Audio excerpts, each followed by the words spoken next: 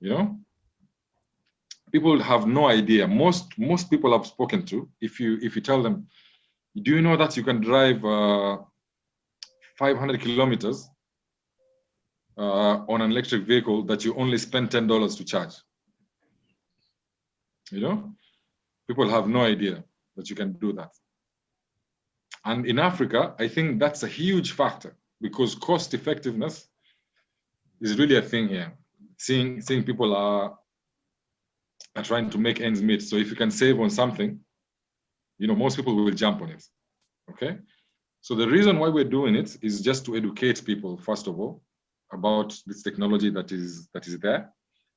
The second reason is to get people to invest in that technology locally. Okay?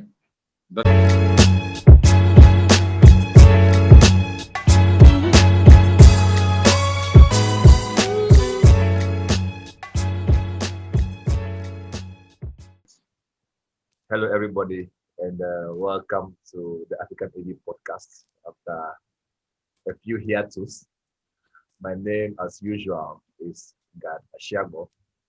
I am your main host, and my co-host is here. That's John Misingo. John. Yes, good evening or good afternoon, viewers, depending on where you are. Okay. Yeah. So today it's all about East Africa. When we talk about tech in East Africa, when we talk about EVs in East Africa, and when we talk about renewable energy in East Africa. And our special guest today is the CEO and founder of Tech Magazine Kenya, Mr. Ali Omar. Ali, welcome to the AfricaNEV podcast. Thank you very much, Gad. I'm honored to be here. I appreciate the opportunity to come on your show. All right. We are happy to have you. So, Ali, can you give us a brief background about yourself? Who are you? How did you... who's Ali Omar? Okay. I would say I'm generally a tech enthusiast from a very young age. So naturally, I started Tech Magazine to push that agenda further because it's something that I enjoy. So Tech Magazine was started in 2013. So we're doing 8 years now. It was on print initially. And then in 2016, we switched to purely digital. You know, seeing how technology was evolving and everything, it was easier, you know, to do the shift, to reach more people easily, and as well to just get into the whole trend of being, you know, being able to take advantage of technology. We are technology companies, media, so it would be a bit, let's say, backwards to not go in this direction. So since 2016, we've just been doing it online, and yeah, that's basically it. My background is in advertising. That's what I was doing originally, and I studied filmmaking. So I'm more into media. I did that in Dubai. When I came back to Kenya in 2012, I just went into the media scene and found myself in advertising, not in production or anything like this, which was the original plan. But you know, it led me to where we are now, setting up Tech Magazine and, you know, doing the business online as we are right now. Very interesting. So it means that I'm assuming you are Kenyan. Yes. Okay. Yeah. You went to school outside, came back 2012. Yes. And yes. 2013, you are starting a tech magazine. That's a very short transition period. Why? Was somebody chasing you to start this thing? No.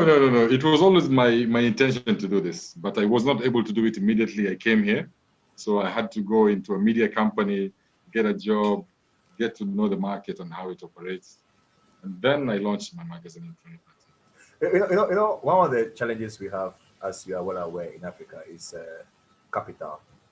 So that transition, 1 year, I'm Yes. wondering, and is it that we print? So that means that you need money to print the paper. Yes, originally it was money to print. Yeah. Yes, yes. So how did you raise that initial capital? Was it family and friends and fools? I mean, Yeah. what's the It, it was friends, family, and friend. It was my cousin. Excuse me. It was my cousin who was hosting me when I came back to Kenya. So I was talking to him, like, you know what, this is what I think I should do, and all these things. So when the time came, he was ready to, to help me out. So it was him and another friend. It was 3 of us, and we just put the money together, put a strategy together, and we launched, not knowing, how it's gonna work. But we put our minds together on it, and here we are.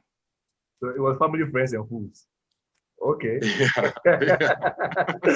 Because not knowing how it will go. So that's it's a risk. It's a risk, yeah, because you don't know what's gonna happen. You're not gonna be able to compete. Maybe you won't be able to sustain yourself. So all those risks. But it as well works as a motivator, because you don't want to fail. That's one thing you don't want to do. So just that fear of failure was a big driving factor, to push us in that direction. But, okay, so looking back, let me ask a certain question. Will you repeat that decision? Looking at the experience, let me paraphrase. Yeah. Know what you know now. Yes. The trials and the tribulations and the triumphs. Yes.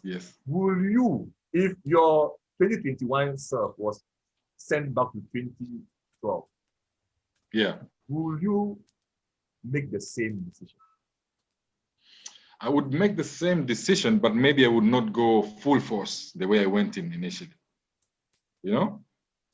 What I didn't realize, or what we didn't realize when we started, was the market.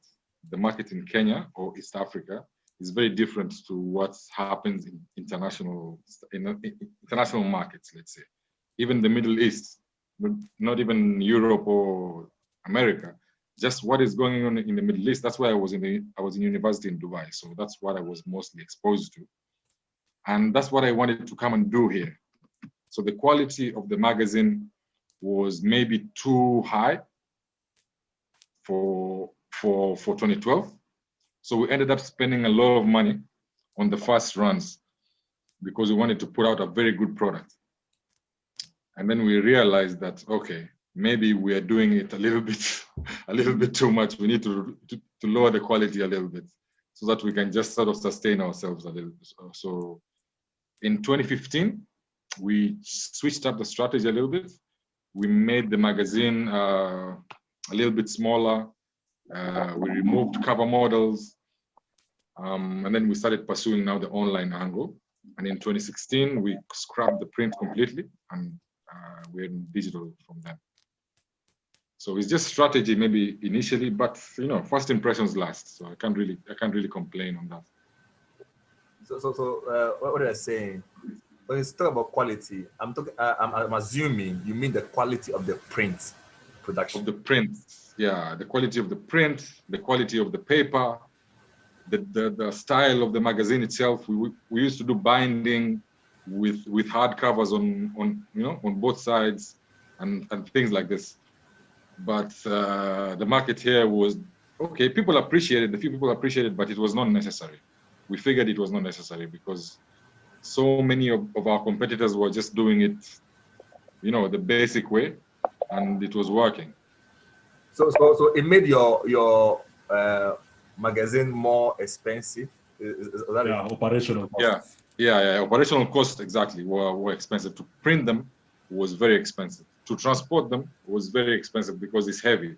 These are books. It's paper. So, I know paper can be very heavy. Yeah, it was heavy. So we had to kind of cut down on those expenses, so we can have more magazines on the same budget. We have more copies. Exactly. Because we figured, the message is what is important. People don't really care about the paper, the cover, and all these things. The shelf life is only in Africa. You can say that. Qualify the statement very well. In Africa, we had to lower the standards a little bit, unfortunately. Okay, so now, does that mean that when you lower the quality of the paper, in terms of the reach, as in the subscribers, did it grow? When you lower the quality, that means that you can actually reduce your subscription prices. Did it grow? Yeah, we did. We reduced the prices, Mhm. and the plan was actually to partner with one of the dailies, with the newspapers, and then have them distribute our magazine as an insert. So that was the direction we were going with initially, even to reduce the size of the paper and everything. We were doing, I think, distribution at that time with Nation Media. It's one of the biggest media houses in Kenya. They're the ones who were doing the distribution for us. And then after this 2016, when we did that transition to the lower quality thing, we didn't come to an agreement with them. Okay. To have all it as this an fed insert into the switch to online, I'm to assuming. online, purely online. Yeah, it was online already. We even used to post the magazine online as a PDF. Okay. But then we just said, you know what? Let's just do it online so we can have daily stories instead of giving out a magazine and then after 30 days you're giving out another magazine. Because technology is moving every day, you know. More dynamic. Like, yeah, more dynamic. Something happens now, we need to break it now, you know. And we were the only, let's say, technology magazine that was focusing exclusively on products. Can you The explain? other magazine, yeah.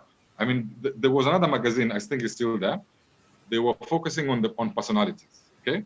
So they would do a story on Edward Snowden, they do a story on Elon Musk, they do a story on the CEOs of Kenyan tech companies. That time, I think Kolimo, the late Kolimo was there. So they were more focused on that side of technology, getting to hear those people's ideas and what they want to do. Okay. We were focused mostly on products and products that were going to be used in East Africa mostly. You know, we could get inspired by what is happening in the West, but we were focusing on more what works in Kenya, who are the companies that want to reach the Kenyan markets. So we focused on that, you know. Okay. I think Yeah. that was very interesting. And that leads to my very next question. So Okay.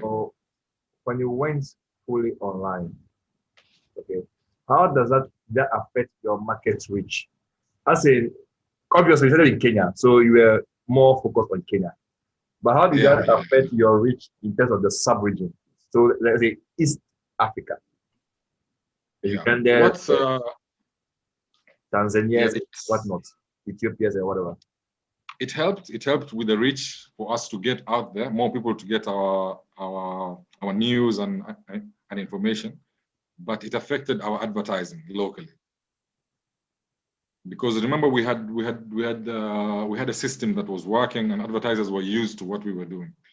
Okay. So they would book pages, and they would send us editorial material, and they would invite us for events to take pictures and things like this. And now all that was not going to be there in the website anymore. You know, so we had to re-strategize on now who are we going to be talking to get the advertisers back. Remember, this is a business that runs purely on ads. Yeah. It's not. That's why I asked the question. The business model transition. Yeah, I mean, we struggled initially with the transition, but it worked out in the end because we were getting a broader reach. We are getting more people to come to our website on a daily basis as opposed to a physical book, which is hard to quantify. You know, you can't really. We used to guess maybe this magazine has got a shared readership of maybe 10 people, a shelf life of 60 days. So you're trying to calculate those statistics to advertisers. It's kind of difficult, but digitally, you know, everybody can just go to the website, you know, click on that link, see what's happening, see who visits the site, see how it's doing. Actual numbers, exactly, yeah, as opposed to just guessing. Because some people we would give magazines. This is unfortunate. We'd give magazines to distributors sometimes to take them to regions, and they would just put them in their offices, and that was it. You know, after a month, they'd send them back. So challenges like this, but online means it's there. You know, once it's published, it's live, and then we share it on our socials, and then you know. So it means that the online was more effective from a business and capital deployment angle. Yeah. It makes more sense. Of course, print has its own advantages, but we just figured, digital is the way to go. Okay. So for the past, is that 8 years? From 2013 to... Yeah, 8 years. Is it 8 years? All right. Yeah, 2013, 8 years. Writing stories about tech in Kenya and other East African countries. Yeah. You'll be interviewing people on their products, people coming to Kenya, whatnot. So you've had a front row view to tech in East Africa from a Kenyan perspective. Correct. What you say has been the evolution of first the markets, that is the demand side, and then the supply side, that's the companies, the consumers, and the producers. What would you say has been the evolution within those 8 years that you have seen? What we have seen is there's been a shift from people not trusting brand name products to people generally accepting, products. I wouldn't want to say of lesser quality, but let's say things from China. Let's just give an example of China. Chinese phones, when we came in 2013, it was very suspect for someone to actually say, you know what, I'm using a Techno phone or any of these Chinese brands. But right now, if you compare 2013 and now, I think the quality or the trust of these products has been widely accepted in the region. The market has kind of accepted that these are products that can work. These are products that are actually affordable, most importantly. And that's what we've basically noticed. Initially, it was very, very difficult to actually get anyone to say anything positive about these, let's say, non-flagship phones and other devices as well, which right now, we can even start talking about vehicles from that region. And in 2013, it was very difficult for anybody to tell you, I'm going to import a vehicle from China.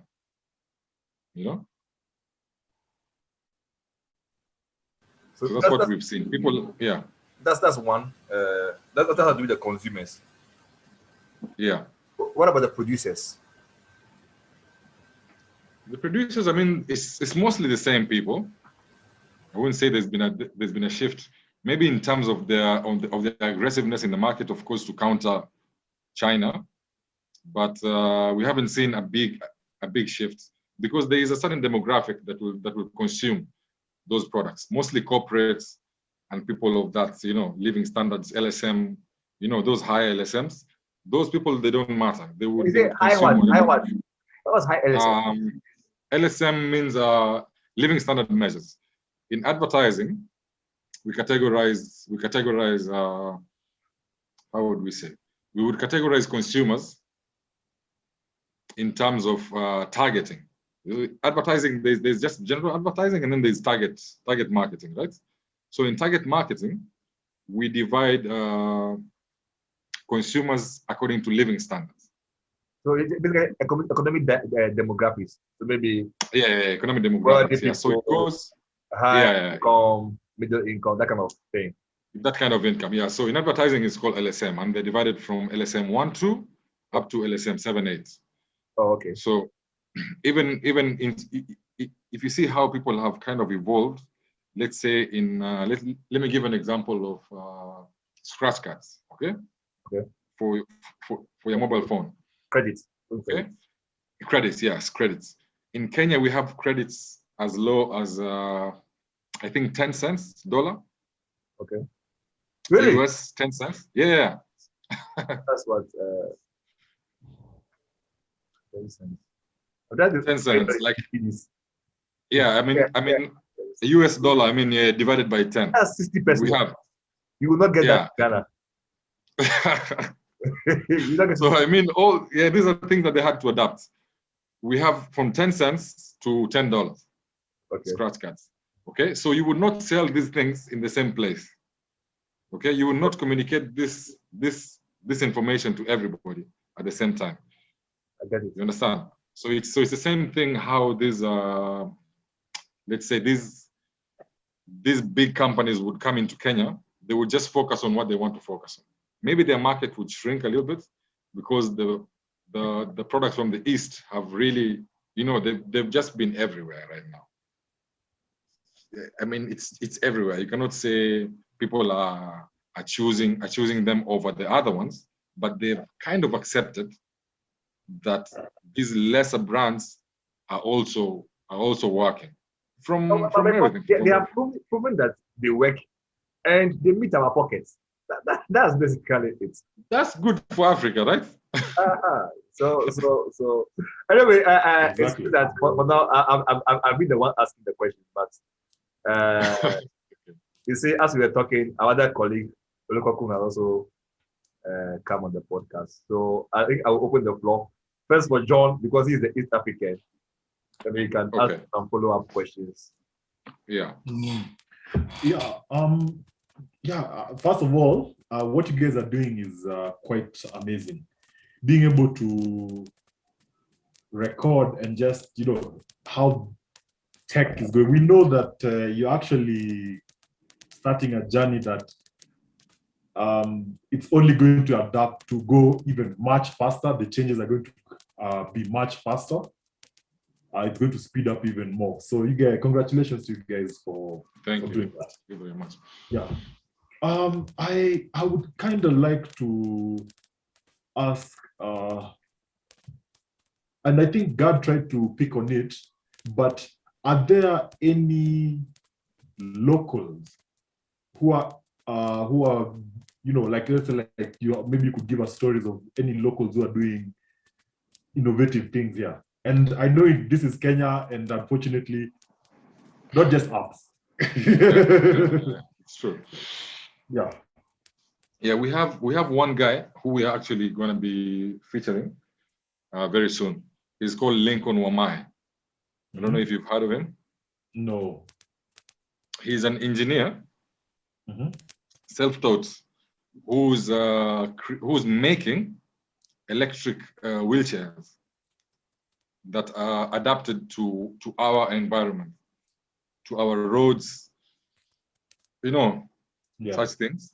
And what he's using is waste products from discarded laptops,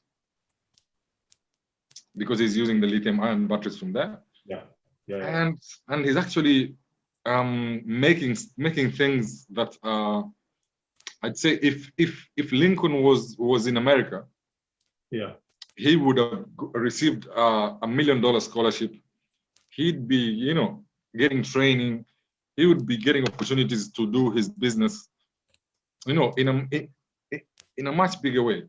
But locally, we have not seen Lincoln in any of our, let's say, mainstream media houses getting an interview or anything. I think he was featured on BBC and Al Jazeera or something. I think if you Google him, let me write his name here. You can just Google him. Lincoln Wamae. He's a very, very brilliant engineer, and he's doing amazing things. And we want to do a summit this year, electric vehicle summit, and he'll be in there. We'll give him an opportunity to talk, to pitch to investors, show his products, and just try and get his name out there. I mean, he's one of them. There's lots. There's been companies trying to make mobile phones with Chinese partnerships, but it didn't work. But top of the mind, I would say Lincoln is the guy, and you know, people should really be focusing on him right now because he's doing something incredible. Okay, that's amazing. That's amazing. You know, what I've noticed about people like that, obviously we are super interested because you mentioned electric vehicles. Okay. Yeah. What we've noticed is that, you see, like the Western media, what they do is they will have a program, a feature like what you're looking at here. Here's a gentleman, right? Yeah, he's the So one. they will have a feature of the person. Say, oh, okay. So the summary of the article was like, hey, this guy is doing this in Africa. No, it's amazing. It's like, yeah. Powerful. Okay. Hello. Bye. It's like a, yeah, it's just like a That's wow it. factor to get. So it's Yeah. like an oddity. That's we just so her pat on the back, and then that's the end of it. That's it. Yeah. But you don't really see the push. Okay, so these are the actual wheelchairs you're talking about. Yeah, they're the ones. There's even They are a, motorized. yeah, if you play the video, you'll see him riding on. He said if one of the wheels got a puncture, he can just tilt it to one side. Wait, And he can let ride. me actually play the video. Let's watch. Yeah. I think this is somebody that Olukokun will be excited. That is exactly what I was thinking. Olukokun. Hello there. You have been oddly silent. He was around. Yeah. You have been oddly silent. I know. Yeah. Well, it's been an hectic day for me. Oh. So, Joseph, I've No. been listening to. The name is Ali. Yeah, Ali. Oh, I kind of, yeah, someone logged into my, sorry, I explained it already. Someone logged into my computer with their account and I didn't check. So, no problem. Yeah. No problem. Ali, how you doing? Good job you guys are doing. Tech in Africa, it's a very dirty place to be, but with the media and you guys, you have to clean it up. I've been in this space for a while now, and nobody knows my name too, So I know what you mean when you talk about this guy doing amazingly well. But you stand enough with that are doing that much work, because I've had a number of TV interviews, and I tell them that if you see an innovator in Africa, that person has fought a whole battle to conquer the whole of America. If they can even bring out one product, I'm telling you, they've been in a working environment, enabling environment. They should be competing with Elon Musk, sincerely. Yes. yeah. So the tech Africa is so hard, so hard, so hard, and I feel for the guy. And what I can say is that God knows a little of my story. I started with electric vehicle conversion. I was so lost into it. I spent a whole lot of my money. Nobody knows me. Nobody cares about my name. Then I just said, what's wrong with you guys? People in Africa care about results, not effort. They don't want your effort. They just want results. So I changed to bikes. Then I went to accelerate the bicycle in Lagos, and I was just sharing with God yesterday that we won a prize. So okay. So Olukokun, you were making a submission. So please. Yeah, please. On the guy, Lincoln, Okay. Yeah. we can put us in contact. We can work some things out. Though we are a startup ourselves, we've not done much, right? But it's a good place. Like I always tell people, one candle can light a million other candles. So, and in this sense, it's all about the fund. Once you get the fund and you are able to manage it well to piloting, and you can make profit, many other things can, come up from that. That's by the way. I wanted to ask, because you are into information, also have an amount of resources of information, Yeah. to disseminate to this kind of people, to innovators, like there's this grant application ongoing, there's this competition ongoing, and all of that. I want to ask how many in your corporate have benefited from your, magazines, both print and on with one kind of traction or the, I mean, it's good enough you are putting them out there. Thanks to what that have been able to actually help anyone with your information like, oh, because uh, another thing to put them out, another thing to bring opportunities to them. So that's what I'm asking. Have you looked into that aspect? If you have, how many people within your coverage area have benefited so far? Okay. First of all, I didn't get most of it, but what I got was, I think you asking if we've assisted anyone in terms of giving them exposure for them to get funding to enable their business. Is that correct? Yes. Yes. Okay. So what we are doing, what we plan to do actually, we want to do a summit. Okay. It's called EV Summit. EV Summit, Electric Vehicle Summit, of course, right?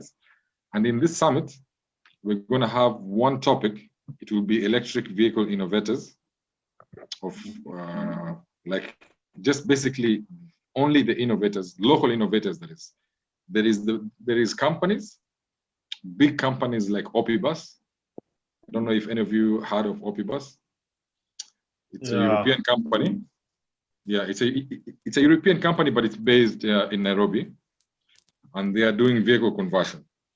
But those type of people, yes, they would bring them, but we want to encourage more local innovators like Lincoln and the rest of them who are doing conversion on motorbikes, who are doing on wheelchairs, who are doing vehicle conversions. There's lots of people out there. And in this summit is where now they will get an opportunity to present themselves and maybe secure an investor or just grow the business out there. Because I don't think it is our prerogative to sort of push people into funding. Our business is just to put the business out there, to put the news out there, and to get these people to be known. And then if we can hold their hand in an event, yes. But right now, just doing things online and advertising and tweeting and social media, I'm afraid we can't do much. We can't do much for them. But this year, hopefully, okay. Yeah. I will try as much as possible before I check my system for you to hear me. Okay. What I'm is probably you can have a section in your program that will be scout for opportunities to put on your website for people to benefit. Because we have one here, Tech Point in Nigeria. We have Tech Build Africa, right? Okay. Yeah. Opportunities. They put up, they scout for opportunities that is available in all tech, be it competition, be it grind, be it grant, be it anything. Yeah. They look for all these things, put it on their website, then if you start their newsletter, they send you opportunities. You begin, you're updated. Then you look at, oh, am I qualified for this? Am I qualified for this and all? Yes. That's can you do that with your magazine? Yes, yes, I will do that actually. Thank you for that. It's a brilliant idea. I'll talk to the team and see how we can put that together, just to get that data, collected, and we can liaise with these people on a long-term basis, so we can measure their growth and see what direction they're taking. Yeah. That's good idea. Good idea. Thank you very much for that. That will actually also help you with the readers. Yeah. A good target segment for you would be guys in universities, guys who are, when that is value that they will be getting from. That they will be getting, Exactly. So, because even the summit that we want to do it in Nairobi University. So we will have the engineering department and all those guys there. Okay, now let's talk about this summit. The case summit. That's the next interest for me. Okay. So, of course, AfricaNEV, we have a summit coming up. Yeah. Our purview. So it's renewable and EVs and energy storage. But it's continental. Yeah. Yeah. Now, tell us about this EV summit that you are planning to organize. What is number one, the intent of the summit? Why an EV summit? When EVs. Yeah, let's be the devil's advocate here. Okay, let me just break it down like this. In what we're trying to do, we have to bring in people like-minded people together. Okay, that's the first thing that we need to do. We need to get like-minded people together, people who understand what's going on, and then grow from there. Okay, and right now the reason why we're doing the EV summits as opposed to any other summit is because it's sort of inevitable. Okay, this direction. If you've been following up the rest of the world and everything else, it's only Africa that is still acting as if, you know, like electric vehicles are, I don't know, are like a myth, or they are this special thing. I mean, we have to demystify that. Okay, we have to get people hands-on on this technology. People who are invested in this technology need to come and talk to the public and explain these are the advantages of moving from this to this. Okay, there's a huge knowledge gap missing, which I think is holding us back. You know, people have no idea. Most people I've spoken to, if you tell them, do you know that you can drive 500 kilometers on an electric vehicle that you only spend $10 to charge? You know, people have no idea that you can do that. And in Africa, I think that's a huge factor, because cost effectiveness is really a thing here. Seeing people are trying to make ends meet. So if you can save on something, you know, most people will jump on it. Okay. So the reason why we're doing it is just to educate people, first of all, about this technology that is there. The second reason is to get people to invest in that technology locally. Okay, that is those are the two main reasons. Of course, there's going to be more reasons like environmental aspect of it, renewable energy, people shifting to those things, United Nations development, Sustainable Development Goals, such things are there, but you know, we have to start slowly. So okay, I get that. So when are you thinking about having this program?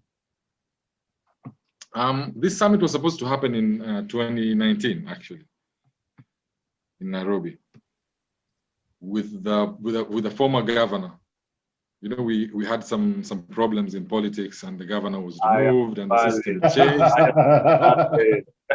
You understand all this thing? Yeah, the county was supposed to do it with the county, because you know, Nairobi County, you know, you can't do anything that big that involves setting up charging infrastructure in the city and not involve the city itself. So somewhere along 2019, you know, things went left, right, and then we decided, look, we can't do it because the county suddenly could not give us the funds, they could not give us the support that we wanted. So we said, let's wait a little bit, and we try and do it on our own with private sponsors in 2020. And then 2020, you know what happened? No, I don't know. I don't know what happened. 2020, of course, we had this pandemic coming in here and just stressing everybody. So yeah, so we skipped it. If they skipped the European football championships last year and did them this year, so we can do the same thing, right?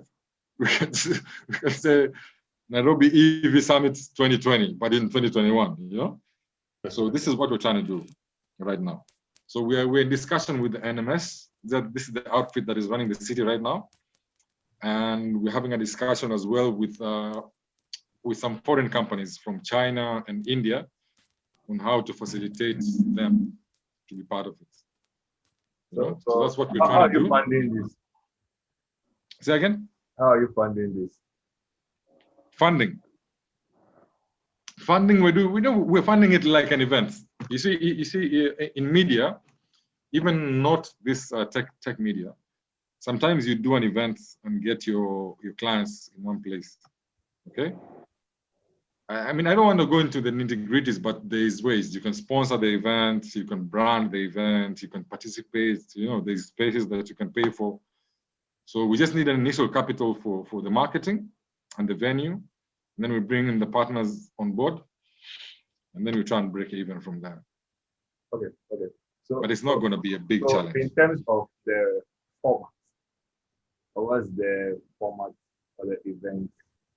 And that will also, that includes a follow-up question asking, so what type of speakers?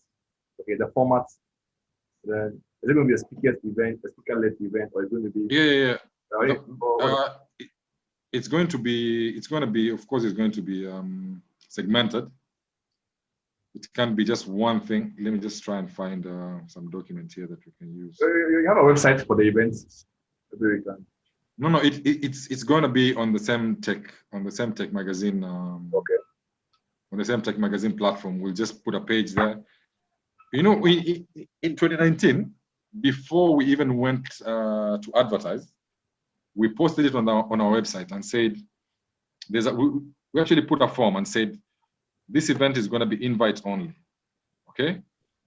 And we need to know the reason why you want to be invited, okay? So just to see if people understand what's going on and if they have anything to like add on what we should do. And on the second day, we put it on like today, and then we just sort of forgot about it and said we'll push it on social. And the next day we had 100 people writing to us, 100 actually, it was 1 to 100. We even have a list of saying the reason they want to come. Some were engineers, some people were students, some people were businessmen doing importing vehicles, some people were doing renewable energy things, wind farms, solar farms, some people were doing charging infrastructure.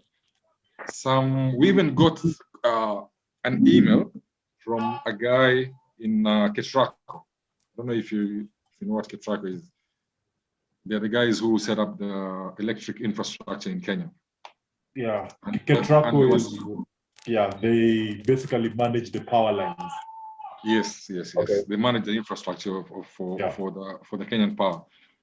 So those guys were saying this is good, and they would send one of the engineers there, and he was saying, why don't you guys make it like this?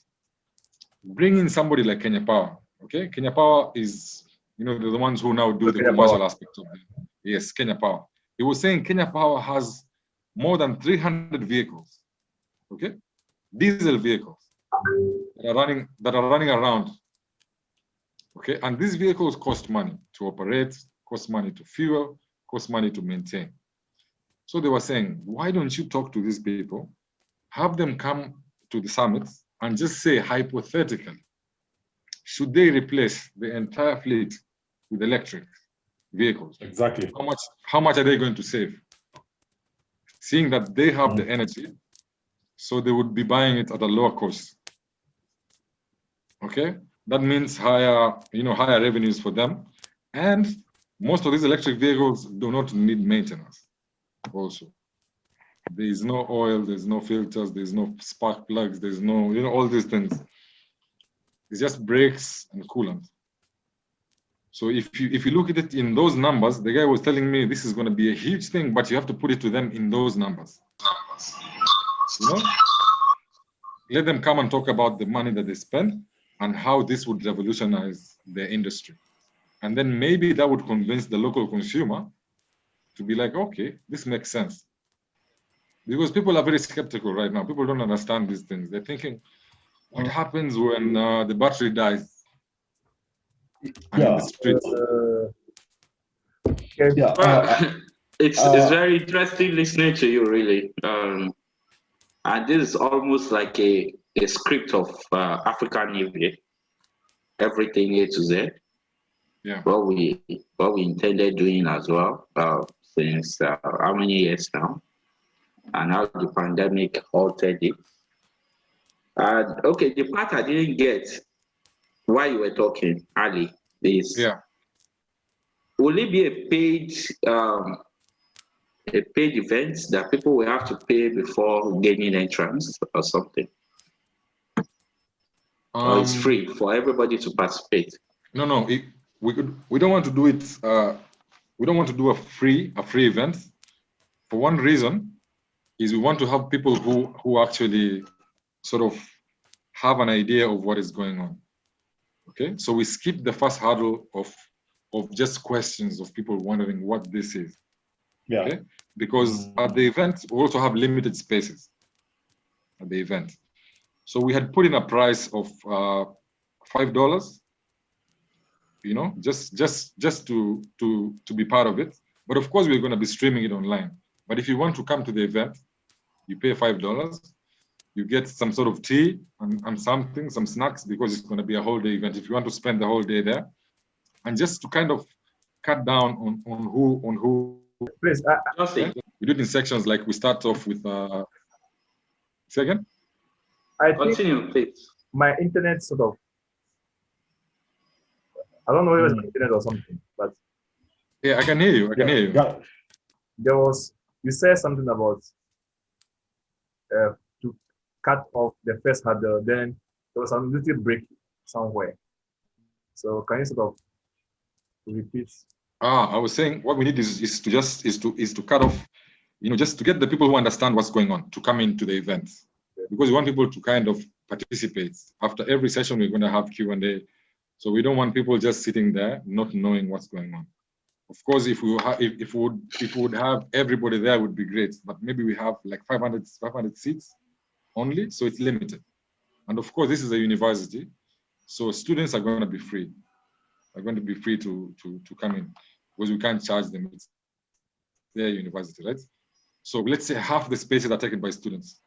So the rest of the spaces, we need to get people who are kind of involved in the EV industry, renewable energy, or interested in this business.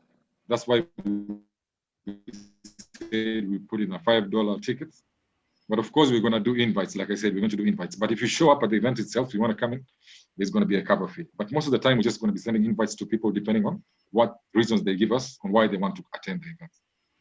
You know, for me, the first order you jumped successfully is that you are a media house, and you might not be spending too much on marketing for this.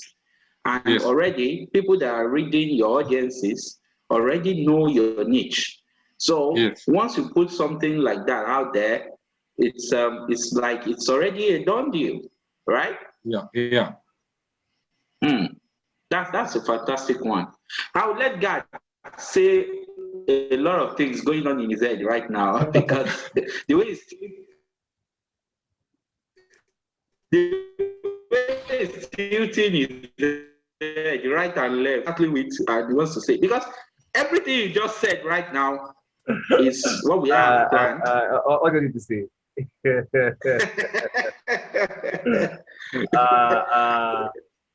I think that well, in terms of the events, some of the things you're saying, obviously, is some of the things that we are trying to do. But it seems to me that our purview is broader. You get what I'm saying? Because we are not the media, and because we are also do advocacy and awareness. I don't know, the intent and the push and the targeting is more like a bit more aggressive and more in terms of the scope is wider. You get what I'm saying? Yeah. But this is a very fantastic idea. It sounds like, it's more like a media house is organizing an event for this new technology subsector. You get what I'm saying? That is their thing. All right. Yeah. Which is fundamentally. So if you look at the output, it looks similar in terms of events, but Yes. from a fundamental perspective, our angle is different because we are like, hey, these two things are fundamental to our economic prosperity in the 21st century. You get what I'm saying? So it's more from our angle, it's more like a life or death something. Yeah, sir. But Tech Magazine, Kenya, of course, they are tech magazines, so they are looking at it, oh, it's a new technology has come, and it seems that Africa is lagging behind. So we need to get people, our readers and our audience, to get involved, to know about this, get to invest, because they are talking to people. Yeah, but of course, also it presents an opportunity. Good. So from that angle, it's a tech that Africa is lagging behind. That is different from our angle, which is this is fundamental. Without it, we are going to repeat the same old in the what we had in the 20th and the 19th century. We are going to repeat. Yeah. Okay. So the aggression. I'm not saying that. You see that mindset alone, it drives a certain degree of aggression and focus. All right. Yeah. This podcast, we have 3 moderators here. Myself, of course, my background is physics. We have 2 engineers. One is into e-mobility, one is into energy. We have 2 other moderators who are both planners. One is a developmental planner. Already that doesn't have anything to do with energy or EVs. Okay? But if you think about it well, you realize that it is because how we plan our spaces is a result of the means of logistics and access to energy. You get what I'm saying? That is why when you go to Europe, their cities, when you see the streets, they are different from when you go to America. Because the Americans were built with automobiles in mind.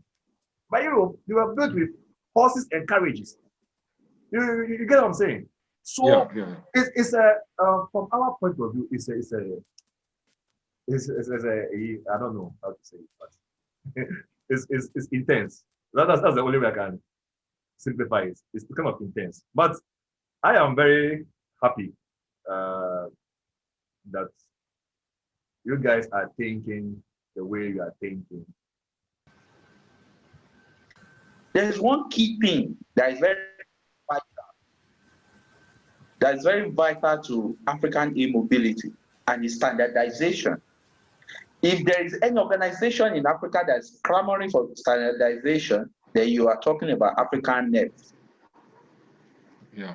We are so much particular about that because Africa is green when it comes to e-mobility. We are still we are like a virgin. We don't want to be punctured at different points. We want to be punctured at the right place, maybe for procreation or for production. So if every manufacturers are just coming with their own standards, and we are clamoring for charging infrastructure, do you think everybody will be able to use it? Joseph on the group was actually talking about a particular issue, I think in Kenya as well, on AfricaNEV chat group, that there are different companies now that are doing so well for themselves in e-bike, and they're having different charging infrastructure. And there's a company that's interested in establishing a charging infrastructure, at least to make money for himself. Now he's confused. Should I do for company A or should I do for company B?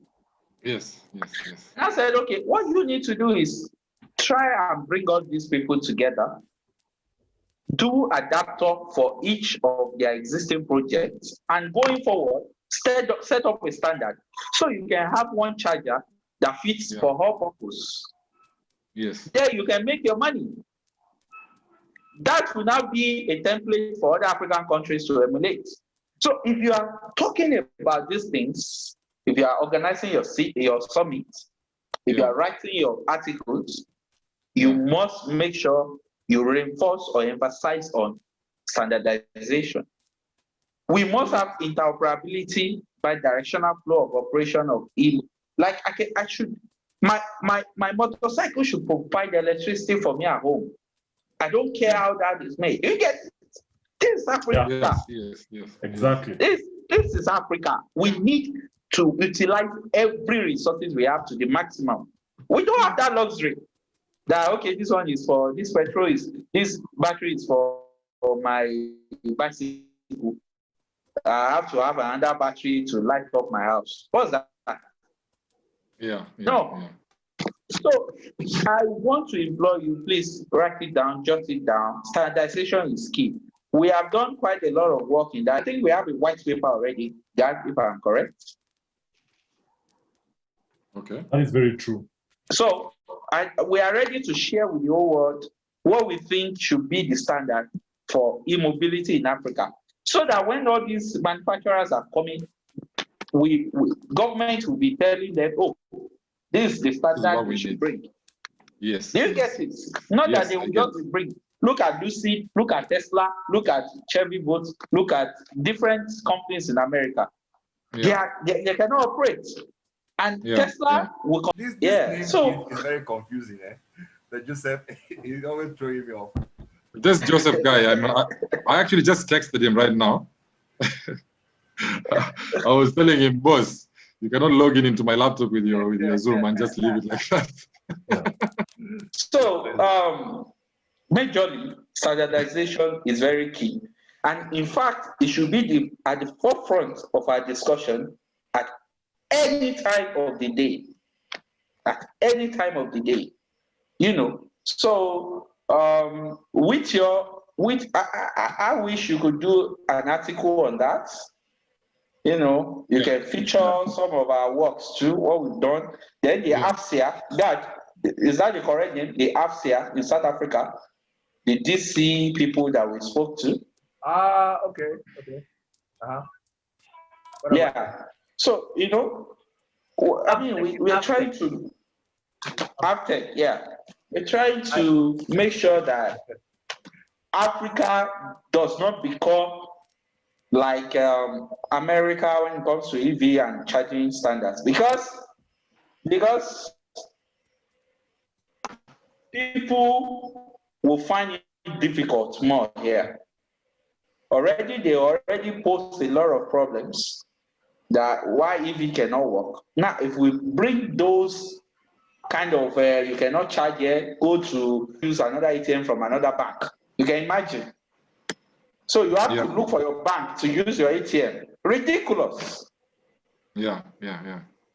So, I mean, that's one thing I would implore you to look into. If there is any help, AfricaNEV is there to help, because we've done quite a lot of work in that regard. I think I'll appreciate that's what I'm trying to say.